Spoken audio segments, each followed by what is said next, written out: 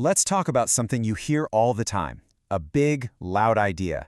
Why is America so often called number one? We're going to take a quieter look at that today.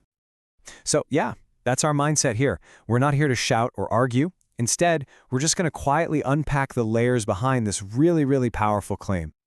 So let's dive right in with this loud idea. It's about seeing that number one claim as more than just a slogan, right? It's really a core part of a national identity, and it's definitely worth digging into. And this is the question, isn't it? You hear it everywhere. Sometimes people just say it like it's a fact. Other times it's the start of a huge argument. For us, though, it's the perfect place to begin our whole exploration. So, where does this whole number one thing even come from? Well, let's look at a big piece of the puzzle, what we're calling the engine of what if it's all about. It's all about this incredible pattern of invention that has, really defined the country.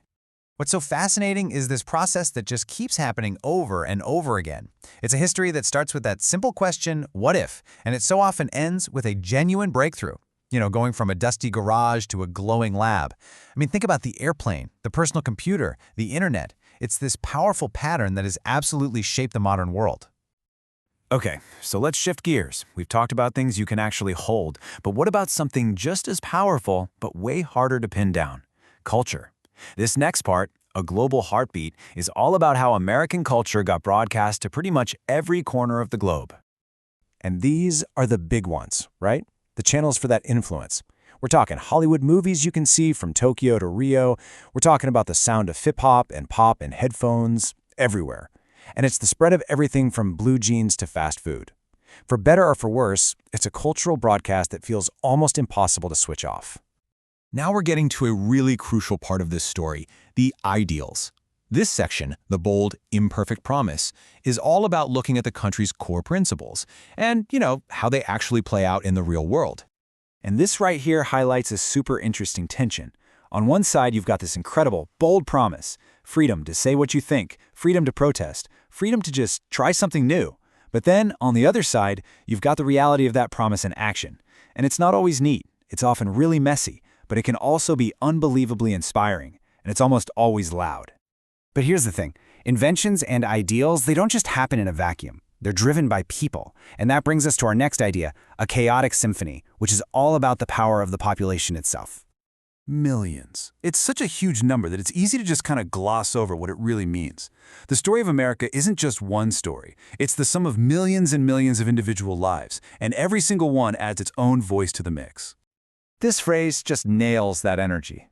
The chaotic symphony isn't always pretty or harmonious.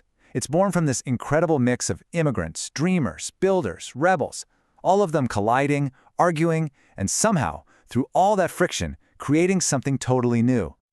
So after looking at all this stuff, the inventions, the culture, the ideals, what's the answer to our big question?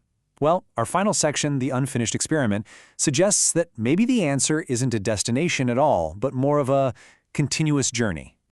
And maybe that's the whole point, right? The story is never supposed to be finished. It's a grand experiment, and by its very nature, it's always, forever, incomplete. And because it's unfinished, it's also forever reaching. It's constantly trying to live up to those huge, bold promises, even when the reality doesn't quite get there. What this really means is that the nation is always changing. Every new voice, every argument is part of this process of constantly rewriting the story. The narrative is never, ever set in stone. And that leaves us with one last, really powerful thought. If the story is always being rewritten, then maybe the most important question isn't whether America is number one, but who's going to be next to pick up the pen? What new voices are going to join in and shape the next chapter of this whole dream?